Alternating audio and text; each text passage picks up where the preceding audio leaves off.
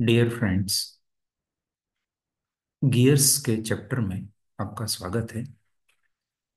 Gears के problems तो हमने सॉल्व किए हैं, लेकिन आज हम उसकी थियोरी की बात करते हैं और लेक्चर 1 से हम स्टार्ट करते हैं। तो गियर की सबसे पहले ज़रूरत क्या है, उसके बारे में बात करेंगे। गियर एक तरफ का ड्राइव है जो मोशन ट्रांसमिट करने के लिए यूज़ होता है।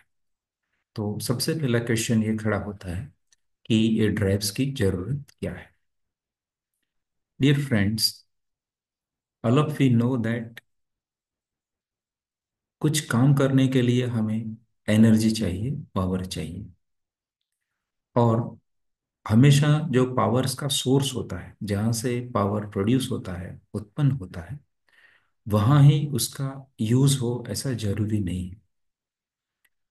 बहुत सिंपल एग्जांपल हम ले सकते हैं कि हमारे घर में जो इलेक्ट्रिसिटी का पावर हम यूज कर रहे हैं, वो कहीं और कहीं दूर पावर प्लांट में यूज होता है, प्रोड्यूस होता है, और हम हमारी ऑफिस या घर और कहीं जगह भी उसका या खेतों में उसका यूज करते हैं। तो उसके लिए पावर का ट्रांसमिशन जरूरी हो जाता है। ये बात हुई इलेक्ट्रिकल पावर की। ऐसे ही मैकेनिकल पावर जो ट्रांसमिट करना बहुत जरूरी होता है, क्योंकि जहाँ पावर प्रोड्यूस होता है वहीं से कुछ डिस्टेंस पर, कुछ दूरी पर, कुछ ओरिएंटेशन पर, चेंज लोकेशन पर उसका यूज करना, इसीलिए अलग अलग ड्राइव की जरूरत होती है। तो ड्राइव की ये जरूरत को पूरा करने के लिए अलग अलग अरेंजमेंट है। उसमें सबसे पहले जो यूज होता है वो बेल्ट ड्राइव है। ये वर्ड आपने सुना होगा।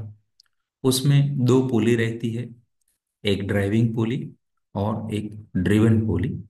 और ये दोनों को एक बेल्ट से कनेक्ट किया जाता है। दोनों पुली की सरफेस पे ऊपर एक कंटिन्यूअस बेल्ट रहता है। ड्राइविंग पुली जो पावर्स का सोर्स होता है, मे बी आईसी इंजन हो या इलेक्ट्रिकल मोटर हो, उसके साथ रहता है। और ड्रिवन पुली जहाँ कुछ काम करना हो वहाँ रहता है। और ड्राइविंग पुली से ड्रिवन पुली तक ये बेल्ट के जरिए पावर ट्रांसमिट होता है। उसका सिंपल एग्जांपल यहाँ हमने लिया है, आटा पीसने की चक्की। ये जो है वो इलेक्ट्रिकल मोटर है, तो पावर सोर्स है। यहाँ से पावर प्रोड्यूस होता है। और यहाँ जो है वो फ्लोर मिल है, आटा पीसने की चक्की है, वहाँ पावर का यूज होता है। तो ये मोटर की पुली से लेके ये आटा पीसने की चक्की की जो पुली है, ये दोनों को ये बेल्ट से कनेक्ट किया जाता है। और ये सोर्स से यहाँ डेस्टिनेशन तक, जहाँ से पावर प्रोड्यूस होता है, वहाँ से जहाँ यूज होता है, वहाँ तक पावर लाया जाता है। सो ये हुआ बेल्ट ड्राइव, ये उसकी जरूरत बन गई। दूसरा एक अरेंजमेंट है पावर ट्रांसमिशन के लिए, चेन ड्राइव। आप सबने स्कूलिंग टाइम में या अभी भी बाइसिकल का राइड किया होगा। तो बाइसिकल में क्या होता है, आप पैडल लगाते हैं, ये बड़ा स्प्रॉकेट होता है उसके ऊपर, इसके साथ पैडल कनेक्टेड होते हैं। और वो जो पावर है आपके पैरों से जो दिया जाता है, वो ये चेन के जरिए पीछे वाले व्हील तक जाता है, और व्हील घूमता है और अपनी साइकिल आगे चलती है। तो ये भी पावर ट्रांसमिशन का ड्राइव हो गया, उसको कहते हैं चेन ड्राइव। उसका इंडस्ट्रियल एप्लीकेशन भी होता है, वो यहाँ दूसरे डायग्राम में हमने देखा है।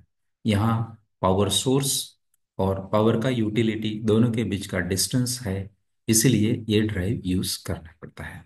जहाँ से पावर प्रोड्यूस होता है वहीं उसका यूज नहीं है, इसलिए इस तरफ का ड्राइव मीन्स यहाँ पे चेन ड्राइव का यूज किया गया है। सिमिलरली एक और वे है रोप ड्राइव। चेन या बेल्ट के बदले में रोप यूज होता है। यहाँ हमने एक सिंपल सा सेविंग मशीन का एग्जांपल लिया है, वो आप सबने देखा होगा। यहाँ जो होता है वो ड्राइविंग व्हील है, पावर सोर्स है जो पाव से जरिए दिया जाता है। और ये ड्रिवन व्हील है, इसको हम पुली कह सकते हैं, रोप पुली। तो ये दो पुली को रोप के जरिए यहाँ कनेक्ट किया जाता है और पावर ट्रांसमिट होता है, ये ड्राइविंग पुली से ड्रिवन पुली तक। जब ये सब जो बात हुई, बेल्ट ड्राइव, चेन ड्राइव या रोप ड्राइव, उसमें क्या है कि ड्राइविंग पुली का जो शाफ्ट है एक्सिस ऑफ रोटेशन है, और ड्रिवन पुली का जो शाफ्ट है एक्सिस ऑफ रोटेशन है, ये दोनों के बीच में डिस्टेंस ज्यादा है। लेकिन कई बार ऐसा होता है कि दो शाफ्ट जो होते हैं जहां पावर ट्रांसमिट करना होता है वो पास पास रहते हैं, उनके बीच का डिस्टेंस उतना ज्यादा नहीं रहता है। उस वक्त हम कुछ और अरेंजमेंट कर सकते हैं, और उस ड्राइव जो यूज होगा उसको हम गियर ड्राइव बोलेंगे। तो गियर कैसे अस्तित्व में आता है वो पहले समझ लेते हैं। वो समझने के लिए आप सबसे पहले ये दो व्हील एज्यूम कीजिए। यहाँ डायग्राम में हमने दो व्हील बताया है। एक है उसको दिया है नंबर 1, और ये दूसरा है उसको दिया है नंबर 2। ये दोनों कंप्लीट सिलिंड्रिकल डिस्क है, उसका कुछ थिकनेस है जो हमें यहाँ फ्रंट व्यू में नहीं दिखाई देगा, और दोनों का एक ये कांटेक्ट पॉइंट है। यहाँ हम उसका कुछ टर्म ले लेते हैं N, that is angular velocity in RPM. मतलब इसका जो आरपीएम है वो N1 हो जाएगा, वन के लिए सफिक्स N1, और ये टू सेकेंड व्हील के लिए उसका आरपीएम हो जाएगा N2, angular velocity. Omega represent करता है angular velocity in terms of radian पर सेकेंड। वो ओमेगा 1 बोलेंगे ये तो ये फर्स्ट व्हील का होगा, ओमेगा 2 कहेंगे तो ये सेकेंड व्हील का एंगुलर वेलोसिटी इन रेडियन पर सेकेंड हो जाएगा। और ये दोनों व्हील का radius respectively R1 and R2 है। व्हील 1 का रेडियस R1 और व्हील 2 का रेडियस R2 है। अब ये दोनों व्हील एक दूसरे के कांटेक्ट में हैं, और एक पॉइंट पर वो टच होते हैं, और एक व्हील को रोटेट करेंगे हम। If we give a rotation to this wheel 1 in clockwise direction, और ये दोनों व्हील के बीच में सफिशिएंट फ्रिक्शन है, दोनों के बीच में कोई स्लिप नहीं होता है, तो व्हील 2 भी इसके साथ अपोजिट डायरेक्शन में ऐसे घूमेगा, और ये जो कांटेक्ट पॉइंट है उसका वेलोसिटी सेम रहेगा, that is VP. P is the contact point of this two wheels, वो यहाँ पे रहेगा, और स्लिप नहीं है इसीलिए जो कांटेक्ट पॉइंट होगा वो उसका वेलोसिटी कॉमन रहेगा, दैट इज वीपी। अब ये वेलोसिटी को इक्वेशन के फॉर्म में अगर हम रखें तो वी कैन राइट कि if you consider the point on wheel 1, तो वीपी उसका वेलोसिटी हो जाएगा एंगुलर वेलोसिटी इन रेडियन पर second omega 1 into radius R1, जो रेडियस इसका है व्हील 1 का, और ओमेगा 1 भी इसका एंगुलर वेलोसिटी है रेडियन पर सेकेंड। और ये पॉइंट को हम सेकेंड व्हील पर कंसिडर करें, सेकेंड डिस्क पर कंसिडर करें, तो उसका वेलोसिटी हमें मिलेगा ओमेगा 2 इंटू R2। वह ओमेगा 2 जैसे हमने पहले बात किया है, ये सेकेंड व्हील का एंगुलर वेलोसिटी है रेडियन पर सेकेंड, और R2 इसका रेडियस है। और ओमेगा के लिए हम जानते हैं omega is nothing but 2 pi n1, 2 pi n, that is the omega angular velocity. n stands for angular velocity in terms of radian पर सेकेंड। तो वही इक्वेशन हम लिख सकते हैं 2 पाई n1 R1, ये ओमेगा 1 का वैल्यू रखा हमने, and that is equal to 2 pi n2 R2, that is omega 2 का वैल्यू रखा this। तो हम उसको अगर रीअरेंज करेंगे तो ओमेगा 1 अपॉन ओमेगा 2 यहाँ ले लेंगे, तो मिलेगा R2 upon R1, this omega 2 upon omega 1 upon omega 2, that will be R2 upon R। Similarly यहाँ ले लेंगे, N2 को यहाँ ले आएंगे, ये 2 पाई दोनों साइड कैंसिल हो जाएगा, तो हमें मिलेगा N1 upon N2 is equal to R2 upon R। ये हुआ। तो ये क्लियरली दिखाता है कि एंगुलर वेलोसिटी जो है वो रेडियन पर सेकंड हो या आरपीएम में हो, वो अपनी रेडियस से इनवर्सली प्रोपोर्शनल होता है। N1 is inversely proportional to R1, similarly omega 1 is inversely proportional to R1, और वैसा ओमेगा 2 और ओमेगा 2 एंड N2 के लिए भी कह सकते हैं। लेकिन दोस्तों, जब ये इक्वेशन तब तक ही वैलिड रहेगा जब तक ये दोनों के बीच में सफिशिएंट फ्रिक्शन है।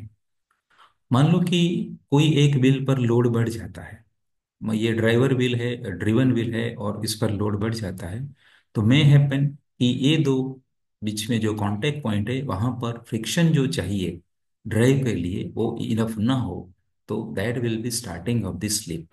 मीन्स ये जो कांटेक्ट पॉइंट है उसका जो सेम वेलोसिटी यहाँ वीपी मिलना चाहिए वो नहीं होगा, लेकिन अलग अलग वेलोसिटी होगा। तो उस वक्त हमें ये इक्वेशन से काम नहीं कर सकते। फिर भी if you want to try continue to transmit the power with the same relation, तो इसके लिए हमें ये व्हील का शेप चेंज करना पड़ेगा। और उसके लिए हम ये व्हील पर थोड़ा प्रोजेक्शन कर लेंगे, ऐसा उसका शेप चेंज कर देंगे लाइक दिस। इसका शेप ऐसे कर देंगे, प्रोजेक्शन करेंगे, रिसेस करेंगे, प्रोजेक्शन करेंगे, रिसेस, लाइक दिस। सिमिलरली इस साइड भी ऐसा ही करेंगे, ये प्रोजेक्ट कर देंगे, रिसेस कर देंगे, प्रोजेक्ट कर देंगे, रिसेस कर देंगे, लाइक दिस। तो इसका जो रिसेस होगा उसमें इसका प्रोजेक्टेड पार्ट यहाँ इंसर्ट हो जाएगा जब ये घूमता रहेगा तो। अंडरस्टैंड? एंड ऐसे जो मॉडिफाइड फॉर्म होगा उसको हम कहेंगे कि वो,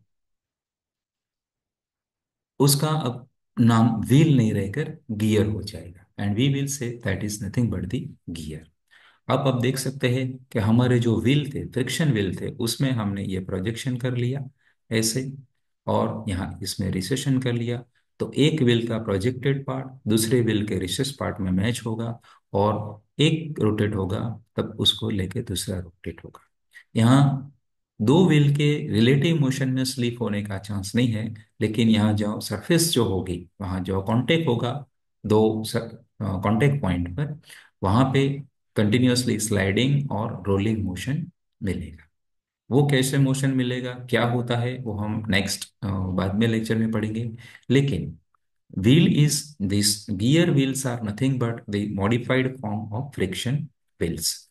जो पहले थे, जो प्रोजेक्शन और रिसेशन नहीं था, ओनली व्हील्स थे, उसको फ्रिक्शन व्हील कहते हैं। उसको मॉडिफाई किया, ये प्रोजेक्शन एंड रिसेस बना दिया, तो उसको अब गियर कहेंगे। और ये हमारे जो प्रोजेक्शन पार्ट है उसको हम टूथ कहेंगे। And so gears having number of teeth depending on their size. उसकी सब टर्मिनोलॉजी कैसी है, कैसी रहेगी, वो हम नेक्स्ट लेक्चर में स्टडी करेंगे। और गियर का बहुत यूज है, आपने सुना होगा ऑटोमोबाइल में उसका गियर्स यूज होते हैं, may be two wheelers, four wheelers, और इंडस्ट्री में भी बहुत सारे जगह पे उसका यूज होता है। एक सिंपल उसका फोटोग्राफ यहाँ दिया है। You find number of such gears are meshing with each other and transmit the power.